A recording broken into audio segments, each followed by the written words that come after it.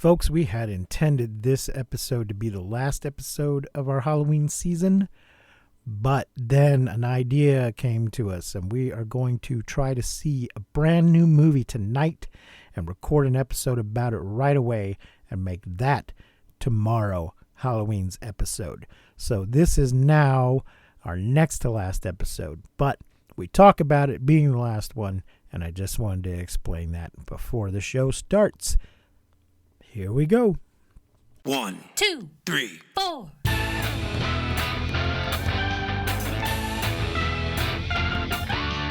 Monster movie. Fun time, go! Monster movie. Fun time, go. Monster. Movie. Fun time. Go!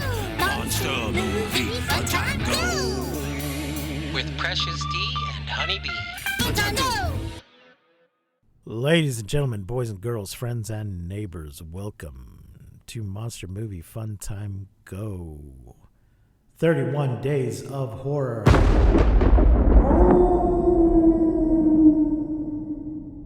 Mars Needs Movies.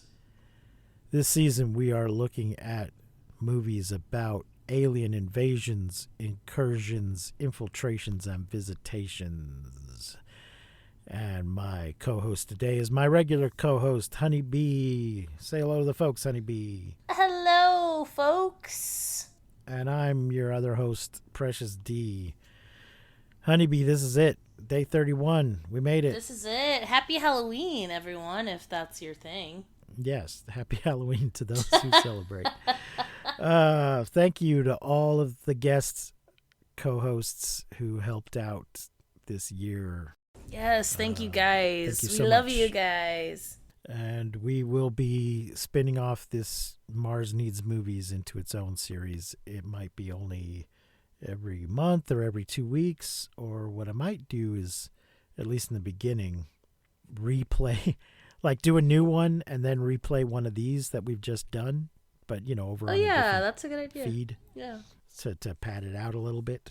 So do those like a new one 1 week and a rerun the next week until we get going.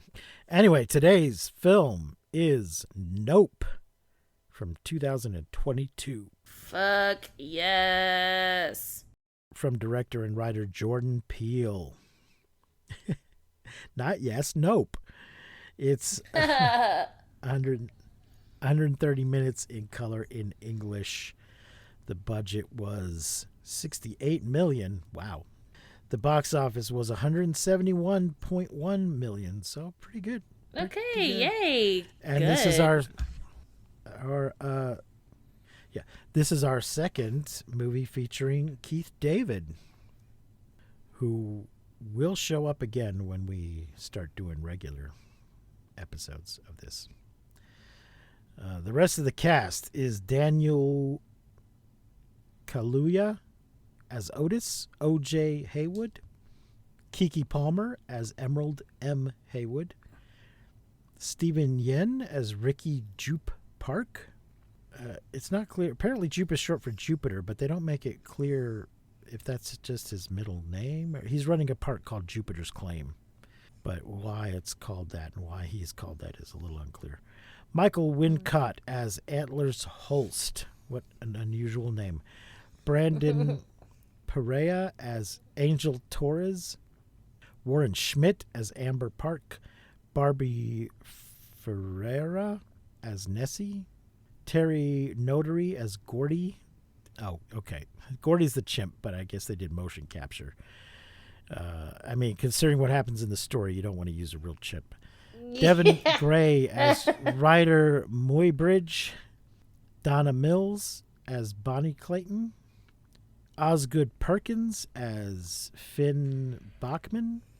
Eddie Jemison as Buster. Keith David as Otis Haywood Sr. Sophia Cotto as Mary Jo Elliott. Jennifer LaFleur as Phyllis Maybury. And Andrew Patrick Ralston as Tom Bogan. So, Honeybee, what are your thoughts and feelings on Nope? Oh man, I love this film. I remember when I saw this film in theaters It was one of those films that me and my brother went and saw together and then saw a few more times in theaters together because it was so good. We really loved this film. I really love anything by this director or director. Yeah, anyways. You know. Jordan Peele. What? Yeah, Jordan Peele. Formerly of Key and Peele. Yes. But, yeah, What? Oh, I don't know if he directed it, but they made a movie together called Keanu. And I wasn't sure if that is, it's in a different category of film than I most didn't of see his. it. Okay, no. It's a Key and Peele movie, but he didn't direct it. And he did co-write it, though. So it's a comedy. Keanu's the name of a cat, and it's comedy with Key and Peele. Cute. It may be before he's just decided I'm doing horror now. Oh, yeah, it's 2016. 2016, yeah. Oh, it looks really cute. Yeah, it was right before Get Out. It was just before Get Out, so. Yeah. But, like, I loved Get Out there and you go. Us, and this is really good. Yeah, I think he's just kind of a little bit of a badass. It's so weird though that this is, Key and Peele comedy team had a show for several years. They're very funny guys, but then he decided I'm gonna do something else for a while here. Yeah. Stand back. I got other things going on. He was also hosting, and I don't know if this led to that. He hosted a revival of the Twilight Zone.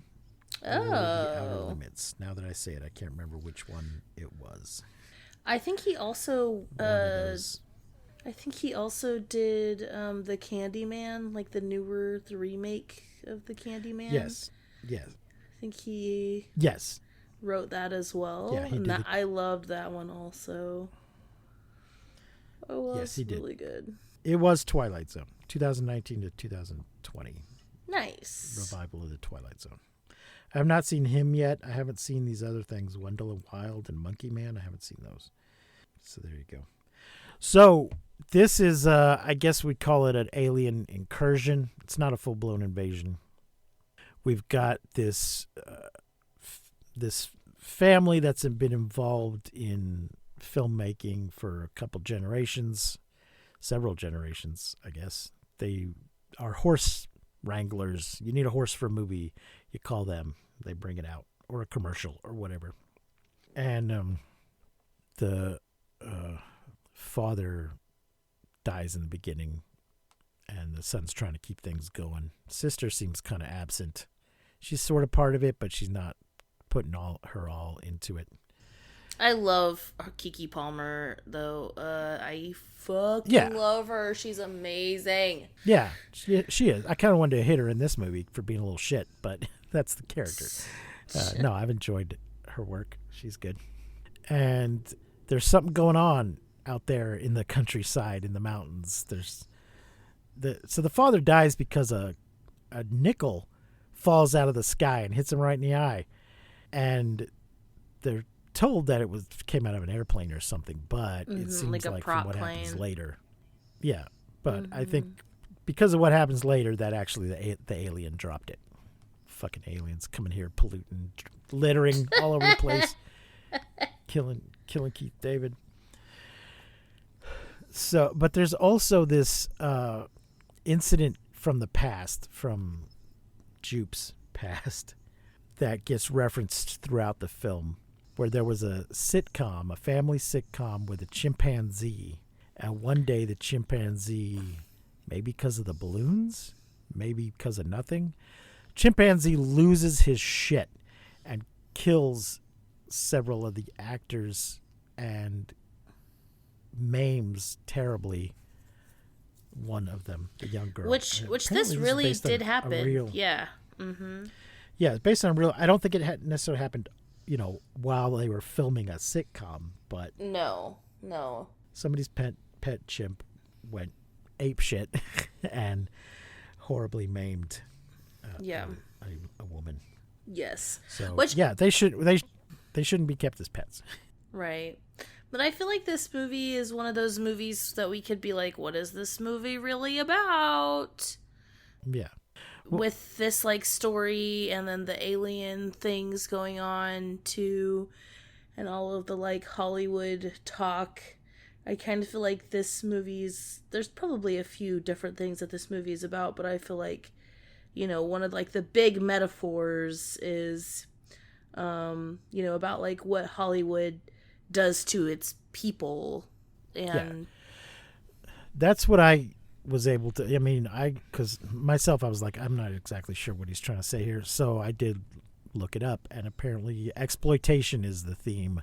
Oh, okay, yeah. Exploitation, exploitation of the animals, of the people, the horses as well. But when they encounter this new thing, they immediately try to exploit it. So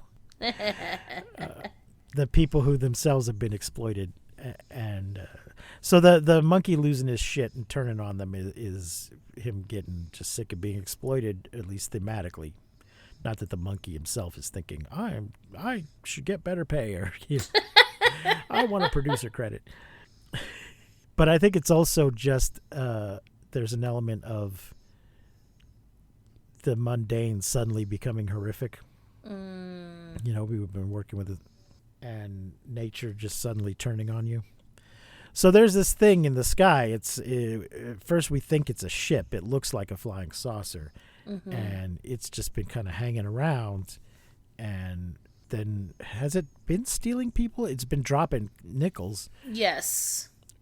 Well, Did because they mention anybody missing? Did they? They don't really mention it. No. Apparently, Jupe has been aware of it and has been putting on a show at his little nearby ranch. He's got his little theme park near their horse ranch. They're falling on hard times, though, and they're having to sell off some of their horses. And Jupe has offered to just buy them out altogether, which the sister seems like she might be okay with that. So he's been setting up this little, I know this thing comes by at this time every day, and he's been setting up a certain show and exploiting the thing. Not very well, though, because the crowd looks pretty small.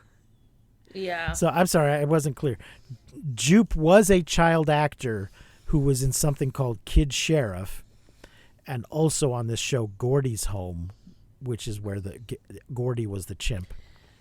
And we do get to see like the Gordy's Home situation kind of play out through the movie in memories and shit, and it's really crazy the like shit that Jupe sees, because the chimp goes crazy, and then it like walks right up to him and like wants to do this like fist bump that they do every episode or whatever, and they do it, and right before they're about to touch, but he also seems someone perfectly blows his willing fucking to- brains out. Yeah.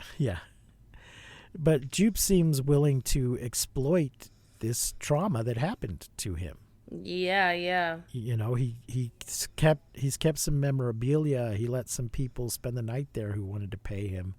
He sort of parades his co-star around at the little show that he puts on. Yeah. So I don't know if that's just his way of processing the trauma or if he's just an asshole. He acts like a nice guy, but it's really weird that he's willing to exploit this in this way.